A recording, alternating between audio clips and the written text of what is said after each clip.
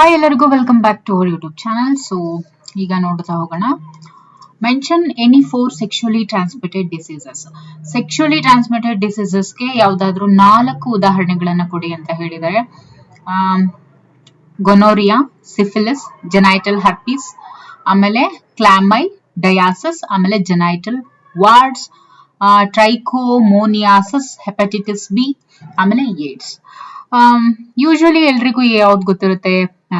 AIDS, gonorrhoea, syphilis ಇವೆಲ್ಲ well known. Okay, ಅದ್ರ ಜೊತೆಗೆ trichomoniasis, hepatitis B, genital herpes, chlamydiasis, genital warts ಇವೆಲ್ಲ ಏನು ಸೆಕ್ಷುಯಲಿ ಟ್ರಾನ್ಸ್ಮಿಟೆಡ್ ಡಿಸೀಸಸ್. ಸೊ ಇದ್ರ ಬಗ್ಗೆ ನಿಮ್ಗೆ ತಿಳಿದಿರ್ಲಿ. ಯಾಕೆ ಅಂದ್ರೆ ಇದನ್ನ ಟಿಇಟಿ ನಲ್ಲಿ ಯಾವ ರೀತಿ ಕ್ವೆಶನ್ ಬರುತ್ತೆ ಅಂತ ಹೇಳಿದ್ರೆ, ಅಮಾಂಗ್ ದ ಫಾಲೋಯಿಂಗ್ ಯಾವ್ದು ಇದರಲ್ಲಿ ಔಟ್ ಮಾಡಬಹುದು ಅಂತ ಕೇಳ್ತಾರೆ. ಮೀನ್ಸ್ ಇವಾಗ 4 ಇರುತ್ತೆ, 4ರಲ್ಲಿ ಯಾವ್ದಾದ್ರು ಒಂದು ತಪ್ಪನ್ನ ಸೇರಿಸಿರ್ತಾರೆ. ಸೊ ಆತರ. Okay, mention any 2 natural methods of birth control. So birth control ಅನ್ನ ಮಾಡೋದಕ್ಕೆ ಮಾಡುವಂತಹ 2 ನ್ಯಾಚುರಲ್ ಮೆಥಡ್ಸ್ ಯಾವುವು ಅಂತ ಕೇಳಿದರೆ ಮೆನ್ಷನ್ ಮಾಡಿ ಅಂತ. ಪಿರಿಯಾಡಿಕ್ ಆಬ್ಸ್ಟಿನೆನ್ಸ್, ಆಮೇಲೆ ವಿಡ್ರಾವಲ್ ಆರ್ ಕಾಯ್ಟಸ್ ಇಂಟರಪ್ಟಸ್, ಆಮೇಲೆ ಲ್ಯಾಕ್ಟೇಷನಲ್ ಅಮೆನೋರಿಯಾ. ಇವೆರಡು ಏನು natural methods of birth control. Okay, periodic abstinence ಅಥವಾ ವಿಡ್ರಾವಲ್ ಆರ್ ಕಾಯ್ಟಸ್ ಇಂಟರಪ್ಟ್ಸ್ ಅಥವಾ ಇಂಟರಪ್ಟಸ್ ಅಂತ ಹೇಳ್ತೀವಿ. Lactational ಅಮೆನೋರಿಯಾ.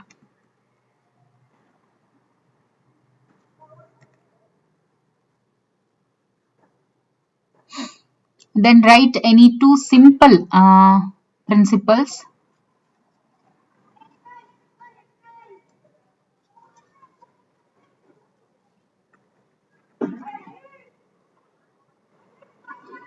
Write any 2 simple principles to prevent sexually transmitted diseases. Okay.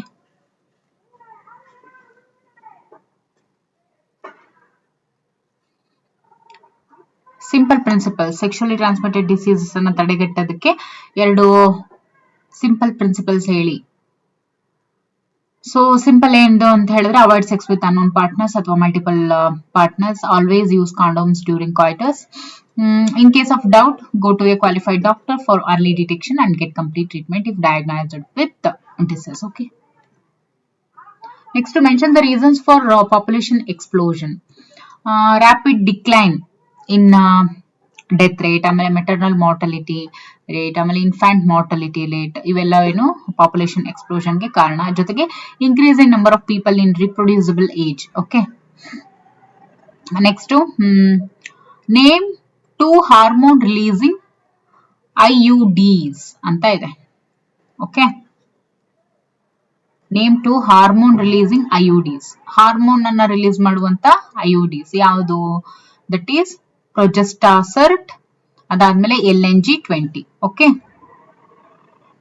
Next 3 mark questions. Suggest any 3 assisted reproductive technologies to overcome infertility ಅಂತ ಇದೆ. 3 assisted reproductive technologies ಯಾವುದು? In vitro fertilisation, ಇವಾಗೆಲ್ಲ ನೀವು ಬಹಳನೇ familiar ಇದ್ದೀರಾ ಇದ್ರ ಬಗ್ಗೆ. ಯಾವುದೇ ಯೂಟ್ಯೂಬ್, ಇನ್ಸ್ಟಾಗ್ರಾಮ್ ಶಾರ್ಟ್ಸ್ ನೋಡಿದ್ರು IVF ಬಗ್ಗೆ ಗೊತ್ತಿರತ್ತೆ. ಆಮೇಲೆ ಟಿವಿನ ಅಡ್ವರ್ಟೈಸ್ ಎಲ್ಲ ಕೊಡ್ತಾರೆ. ಓಕೆ, ಈಗ ಸದ್ಯಕ್ಕೆ ಏನು ರಿಪ್ರೊಡಕ್ಟಿವ್ ಟೆಕ್ನಾಲಜೀಸ್ ಅಲ್ಲಿ ಎಲ್ಲರೂ ಫೆಮಿಲಿಯರ್ ಇರೋದು IVF, ಅಂದ್ರೆ ಇಲ್ಲಿ ಎಂಬ್ರಿಯೋ ಟ್ರಾನ್ಸ್ಫರ್ ಮಾಡಲಾಗುತ್ತೆ. ಇನ್ನು zygote ಇಂಟ್ರಾಫೆಲೋಪಿಯನ್ transfer. Okay, zygote ಇಂಟ್ರಾಫೆಲೋಪಿಯನ್ transfer, intra uterine transfer, ಅದಾದ ನಂತರ gamete intrafallopian transfer, intracytoplasmic sperm injection, ಆಮೇಲೆ ಆರ್ಟಿಫಿಷಿಯಲ್ ಇನ್ಸೆಮಿನೇಷನ್, ಜೊತೆಗೆ ಇಂಟ್ರಾಯುಟರೈನ್ ಇನ್ಸೆಮಿನೇಷನ್. ಓಕೆ, ಇವೆಲ್ಲ ಏನು assisted reproductive technologies. Okay, how to do the following assisted reproductive technologies assist the couple to have children. ಈಗ ನೋಡಿ, in vitro fertilisation ಆಗಿರ್ಬೋದು, zygote ಇಂಟ್ರಾಫೆಲೋಪಿಯನ್ transfer ಆಗಿರ್ಬೋದು, gamete ಇಂಟ್ರೋಫೆಲೋಪಿಯನ್ transfer ಆಗಿರ್ಬೋದು, ಇವೆಲ್ಲವೂ ಕೂಡ ಯಾವ ರೀತಿ ಗರ್ಭ ಧರಿಸೋದಕ್ಕೆ ಹೆಲ್ಪ್ ಆಗುತ್ತೆ ಅಂದ್ರೆ ಅದ್ರ ಪ್ರೋಸೆಸ್ ಏನಿರುತ್ತೆ ಅಂತ ಕೇಳಿದರೆ, IVF ಅಲ್ಲಿ ಏನಾಗುತ್ತೆ ಅಂದ್ರೆ ಇದನ್ನ ಟೆಸ್ಟ್ ಟ್ಯೂಬ್ ಬೇಬಿ ಅಂತಾನೆ ಕರೀತಾರೆ. ಯಾವ್ದನ್ನ? IVF ನ. Ova from the wife or donor, ಅಂದ್ರೆ ಇಲ್ಲಿ ಈಗ ಇಬ್ರು ಗಂಡ ಹೆಂಡತಿ ಇರ್ತಾರೆ ಅಂತ ಹೇಳಿದಾಗ, ಹೆಂಡತಿಯಿಂದ ಒಂದು ಹೆಣ್ಣ ಅಂದ್ರೆ ಹೆಂಡತಿಯಿಂದ ಏನ್ ತಗೋತಾರೆ, ಓವಾನ ತಗೋತಾರೆ. And sperm from the husband ಇಂದ ಏನ್ ತಗೋತಾರೆ, ಸ್ಪರ್ಮ್ ನ ತಗೋತಾರೆ. ಕಲೆಕ್ಟ್ ಮಾಡ್ಬಿಟ್ಟು ಇಂಡ್ಯೂಸ್ಡ್ ಟು ಫಾರ್ಮ್ ಝೈಗೋಟ್, ಅವೆರಡನ್ನು ಝೈಗೋಟ್ ಫಾರ್ಮೇಶನ್ ಆಗ್ಲಿಕ್ಕೆ ಇಂಡ್ಯೂಸ್ ಮಾಡ್ತಾರೆ ಅಂಡರ್ ಸ್ಟಿಮ್ಯುಲೇಟೆಡ್ ಕಂಡೀಷನ್ಸ್ ಅಂತ laboratory. Okay, so this is about IVF. Zygote ಇಂಟ್ರಾಫೆಲೋಪಿಯನ್ transfer. Zygote ಇಂಟ್ರಾಫೆಲೋಪಿಯನ್ transfer ಅಂತ ಹೇಳಿದ್ರೆ ಈ ಮೆಥಡ್ ಅಲ್ಲಿ ಏನಾಗುತ್ತೆ, zygote or early embryos, zygote ಅಥವಾ early embryos could then be transferred into the fallopian to complete its further development. ಅಂದ್ರೆ ಇಲ್ಲೇನಾಗುತ್ತೆ, zygote ಅನ್ನ ತಗೊಂಡ್ಬಿಟ್ಟು fallopian tube ಗೆ ಟ್ರಾನ್ಸ್ಫರ್ ಮಾಡ್ತಾರೆ, ಅದು ಫರ್ದರ್ ಡೆವಲಪ್ಮೆಂಟ್ ಗೋಸ್ಕರ. Okay, and gamete intrafallopian transfer ಅಂತ ಹೇಳಿದ್ರೆ transfer of an ovum collected from the donor into the fallopian tube of another female who cannot produce one but can provide suitable environment for fertilization and further development in is another method attempted. ಅಂದ್ರೆ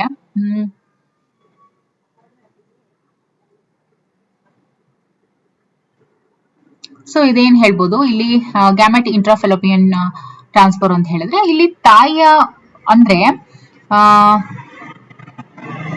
transfer of an ovum collected from a donor into the fallopian tube of another female. ಇಲ್ಲೇನಾಗುತ್ತೆ,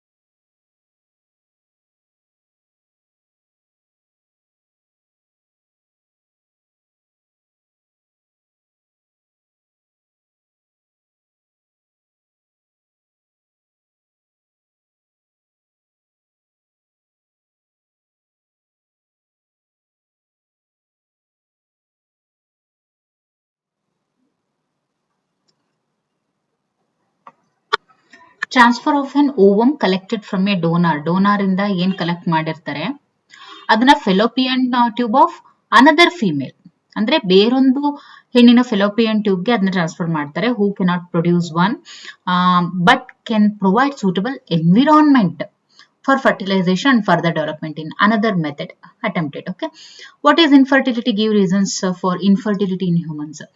Infertility ಅಂತ ಹೇಳಿದ್ರೆ inability to produce children in spite of unprotected sexual habitation ಅಥವಾ sexual intercourse. Okay, sexual intercourse ಹೊರತಾಗಿ ಕೂಡ ಏನು ಅಂದ್ರೆ ಮಕ್ಕಳನ್ನ ಮಾಡುವಂತಹ ಈ ಒಂದು ಇನ್ನೆಬಿಲಿಟಿಯನ್ನೇ ಇನ್ಫರ್ಟಿಲಿಟಿ ಅಂತ ಹೇಳ್ತೀವಿ. ರೀಸನ್ಸ್ ಫಾರ್ ಇನ್ಫರ್ಟಿಲಿಟಿ ಅಂತ ಹೇಳಿದ್ರೆ ಫಿಸಿಕಲ್, ಕಾನ್ಜೆನೈಟಲ್, ಆಮೇಲೆ disease, drugs, immunological, psychological problems ಇಂದಾನು ಕೂಡ ಆಗಿರ್ಬೋದು. List the measures to prevent sexually transmitted diseases ಅಂತ ಇದೆ. Simple principles to prevent sexually transmitted diseases ಬಂದು avoid sex with unknown persons ಅಥವಾ ಮಲ್ಟಿಪಲ್ ಪಾರ್ಟ್ನರ್ಸ್, ಆಮೇಲೆ always use condoms during coitus. In case of doubt go to a qualified doctor for early detection and get complete treatment if diagnosed with disease. So define infertility, right to assisted reproductive technology to overcome fertility. ಇದು ಕೂಡ ಈಗ already ನಾವು ನೋಡಿದೀವಿ. In vitro fertilization, embryo transfer, ಆಮೇಲೆ zygote intra fallopian transfer, intra uterine transfer, gamete intra fallopian transfer, ಆಮೇಲೆ intra cytoplasmic sperm injection, ಅದರ ನಂತರ artificial insemination, ಆಮೇಲೆ ಇಂಟ್ರಾ ಯುಟರೈನ್ ಇನ್ಸೆಮಿನೇಷನ್. ಇದು 5 ಮಾರ್ಕ್ ಕ್ವೆಶನ್ಸ್ ನೋಡಿ. What is medical termination of pregnancy? Medical termination of pregnancy. Mention the safe period for medical termination of pregnancy. Write 3 simple principles to prevent sexually transmitted disease. Okay. ಇಲ್ಲಿ ಮೊದಲನೇ ನೋಡೋಣ medical termination of pregnancy. Okay, ಇಲ್ಲಿ medical termination ಅಂದ್ರೆ ಏನು? Medical termination of pregnancy ಅಂದ್ರೆ ಏನು? Intentional or voluntary termination of pregnancy before full term is called medical termination of pregnancy. Okay, ಅಂದ್ರೆ medical termination of pregnancy are considered relatively safe during first trimester up to 12 weeks of pregnancy. Okay, ಆಮೇಲೆ means abort ಅಂತ ಏನ್ abortion ಮಾಡಿಸೋದು ಅಂತ ಏನ್ ಹೇಳ್ತೀವಲ್ಲ ಅದನ್ನ medical termination of pregnancy ಅಂತ ಹೇಳ್ಬೋದು. ಬಟ್ ಅದು ಮೆಡಿಕಲಿನೇ ಆಗಿರ್ಬೇಕು, ಅಂದ್ರೆ ಅಥೆಂಟಿಕೇಟೆಡ್ ರೀಸನ್ಸ್ ಇರಬೇಕು, ವ್ಯಾಲಿಡ್ ರೀಸನ್ಸ್ ಇರಬೇಕು. Simple principles to prevent sexually transmitted diseases ಅಂತ ನೋಡೋದಾದ್ರೆ avoid sex with unknown partners, ಇದನ್ನ ಆಲ್ರೆಡಿ ನಾವು ನೋಡಿದೀವಿ. ಸೊ ಮುಂದಕ್ಕೆ ಹೋಗೋಣ. List any 3 reasons for population explosion. Name human male and female sterilization procedures ಅಂತ ಇದೆ. ಇಲ್ಲಿ 3 reasons for population explosion ಬಂದ್ಬಿಟ್ಟು rapid decline in death rate, ಆಮೇಲೆ maternal mortality rate, decline in infant mortality rate, ಆಮೇಲೆ increase in number of people in reproductive age. Name human male and female sterilizing procedures ಬಂದ್ಬಿಟ್ಟು ನೋಡಿ. Sterilization procedure in the male is called vasectomy ಅಂತ ಹೇಳ್ತಾರೆ. Means operation ಮಾಡ್ತಾರೆ ಅಲ್ವಾ, ಅಂದ್ರೆ ಸಾಕು ಇಬ್ರು ಮಕ್ಳಿದಾರೆ, 3 ಮಕ್ಳಿದಾರೆ ಅಥವಾ ಒಬ್ರೇ ಸಾಕು ಅನ್ನೋರು ಏನ್ ಆಪರೇಷನ್ ಮಾಡಿಸ್ಕೊಳ್ತಾರಲ್ವಾ, ಅದು ಗಂಡಿನಲ್ಲಿ ಮಾಡಿಸಿದ್ರೆ ಆ ಒಂದು sterilization procedure in male is called ವೆಸೆಕ್ಟಮಿ.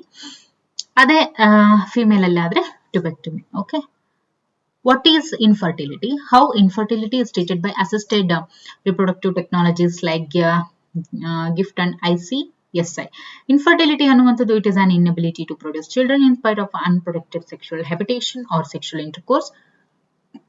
ನೋಡಿ, gamete intra fallopian transfer of ovum collected from a donor into the fallopian tube of another female who cannot produce one but can provide suitable environment for fertilization and further development is another method attempted. ನೋಡಿ, ಇದರಲ್ಲಿ gift ಅಂತ ಕೊಟ್ಬಿಟ್ಟು ಇದ್ರದ್ದು abbreviation ಕೇಳ್ಬೋದು ನಿಮ್ಗೆ TET ನಲ್ಲಿ. ಆಮೇಲೆ ಇಂಟ್ರಾಸೈಟೋಪ್ಲಾಸ್ಮಿಕ್ sperm injection ಇದ್ರ ಬಗ್ಗೆ ಕೇಳ್ಬೋದು. ಇದು ಒಂದು ಸ್ಪೆಷಲೈಸ್ಡ್ ಪ್ರೊಸೀಜರ್ ಆಗಿರುತ್ತೆ to form an embryo. Okay, ICSI ಅನ್ನುವಂಥದ್ದು it is another specialized procedure for to form an embryo. Okay, in the laboratory in which a sperm is directly injected to the ovum. ಇಲ್ಲಿ ಏನ್ ಮಾಡ್ತಾರೆ, sperm ಅನ್ನ direct ಆಗಿ ಓಮ್ಗೆ inject ಮಾಡ್ತಾರೆ. Okay, what is contraception? Briefly explain 2 barrier methods and 2 surgical methods to prevent contraception. Contraception ಅಂತ ಹೇಳಿದ್ರೆ method of birth control ಅಥವಾ family planning method to prevent unwanted pregnancies after sexual cohabitation. Barrier methods ಅಂತ ಹೇಳಿದ್ರೆ these are the method in which ovum and sperm are prevented by physically meeting. Okay, ಆಮೇಲೆ Condoms are barriers made up of thin rubber latex sheath that are used to cover the penis in the male or vagina cervix in the female. Innu diaphragms, cervical cups and valves. These are also barriers made of rubber that are inserted into the female reproductive tract to cover the cervix during coitus. Okay, they prevent conception by blocking the entry of sperms through the cervix. ಆಮೇಲೆ surgical methods are also called sterilization ಅಂತ ಹೇಳ್ತೀವಿ. Surgical methods ಅನ್ನ sterilization ಅಂತ ಹೇಳ್ತೀವಿ. Surgical intervention blocks gamete transport and thereby prevents conception. Okay, ಇನ್ನು vasectomy ಅಂತ ಹೇಳಿದ್ರೆ vasectomy is the surgical contraceptive method in man. Here a small part of vas deferens ಏನಿರುತ್ತೆ ಅದನ್ನ ರಿಮೂವ್ ಮಾಡ್ತಾರೆ ಅಥವಾ ಟೈಡ್ ಅಪ್ ಅಥವಾ ಕಟ್ ಬಿಡ್ತಾರೆ through a small incision on the scrotum. ಇನ್ನು ಟ್ಯುಬೆಕ್ಟಮಿ ಅನ್ನುವಂಥದ್ದು it is also surgical contraceptive method in women only. Okay, here a small part of the fallopian tube ಏನಿರುತ್ತೆ ಅದನ್ನ ರಿಮೂವ್ ಮಾಡ್ತಾರೆ ಅಥವಾ ಕಟ್ತಾರೆ through a small incision in the abdomen or through vagina. ಇನ್ನು what is infertility ಇದು ಗೊತ್ತಿದೆ. And explain IVF, ET and ZIFT. Okay, IVF in vitro fertilization embryo transfer ಏನಿದೆ ಇದನ್ನ ಟೆಸ್ಟ್ ಬೇಬಿ ಅಂತ ಕೂಡ ಕರೀತಾರೆ. Ova from wife donor and sperm from the husband ಇಬ್ಬರಿಂದನೂ ಅದನ್ನ ಕಲೆಕ್ಟ್ ಮಾಡಿಕೊಂಡು ಝೈಗೋಟ್ ಅನ್ನ ಫಾರ್ಮ್ ಮಾಡ್ತಾರೆ under stimulated conditions in the laboratory. ಇನ್ನು ZIFT ಹಂಗಂದ್ರೇನು, ಝೈಗೋಟ್ ಇಂಟ್ರಾಫೆಲೋಪಿಯನ್ ಟ್ರಾನ್ಸ್ಫರ್ ಹಂಗಂದ್ರೇನು. In this method zygote or early embryos could then be transferred into the fallopian tube to complete its further development. What are the features of an ideal contraceptive? Ideal contraceptive features ಬಂದು user friendly ಆಗಿರುತ್ತೆ, ಆಮೇಲೆ easily available, ತುಂಬಾನೇ effective ಆಗಿರುತ್ತೆ. It should be reversible with no or least side effects. ಆಮೇಲೆ it also should in no way interfere with the sexual drive, desire or the sexual act of the user. Mention the natural methods for contraception. Natural methods ಬಂದು periodic abstinence, withdrawal or coitus interruptus, ಆಮೇಲೆ lactational amenorrhea. Explain the following assisted reproductive technologies: IVF, ET, ZIFT, ICSI. Name any 2 hormone producing IUDs. So ಇದೆಲ್ಲ very important. ಇದ್ರೊಳಗಡೆ ನೀವು ಯಾವ್ದು ಬೇಕಾದ್ರೂ ನಿಮ್ಗೆ TET ನಲ್ಲಿ ಕೇಳ್ಬೋದು. In vitro fertilisation embryo transfer. In vitro fertilisation embryo transfer ಅಂತ ಹೇಳಿದ್ರೆ ಈ ಒಂದು ಮೆಥಡ್ ಅಲ್ಲಿ ಅಂದ್ರೆ ಇನ್ವಿಟ್ರೋ ಫರ್ಟಿಲೈಸೇಷನ್ ಎಂಬ್ರಿಯೋ ಟ್ರಾನ್ಸ್ಫರ್, ಇದನ್ನ ಟೆಸ್ಟ್ ಬೇಬಿ ಅಂತ ಕೂಡ ಕರೀತಾರೆ. ಸೊ ಇದನ್ನ ಆಲ್ರೆಡಿ ನಾವು ನೋಡಿದ್ವಿ. ಆಮೇಲೆ ಝೈಗೋಟ್ ಇಂಟ್ರಾಫೆಲೋಪಿಯನ್ ಟ್ರಾನ್ಸ್ಫರ್, ಹಿಂಗಂದ್ರೆ ಏನು, zygote or early embryos could then be transferred into the fallopian tube to complete its further development. ಇನ್ನು intracytoplasmic sperm injection ಬಂದ್ಬಿಟ್ಟು ಇದು ಒಂದು specialized procedure to form an embryo in the laboratory in which a sperm is directly injected to the ovum. So sperm ಅನ್ನ directly ಓಮ್ಗೆ inject ಮಾಡ್ತಾರೆ, ಅದಕ್ಕೆ ಇದನ್ನ ಇಂಟ್ರಾಸೈಟೋಪ್ಲಾಸ್ಮಿಕ್ sperm injection ಅಂತ ಹೇಳೋದು. ಇನ್ನು 2 ಹಾರ್ಮೋನ್ ರಿಲೀಸಿಂಗ್ IUDs ಬಂದ್ಬಿಟ್ಟು ಪ್ರೊಜೆಸ್ಟಾಸರ್ಟ್ ಆಮೇಲೆ LNG-20. ಇದನ್ನ ನಾವು ಬಿಗಿನಿಂಗ್ ಅಲ್ಲೇ ನೋಡಿದ್ವಿ.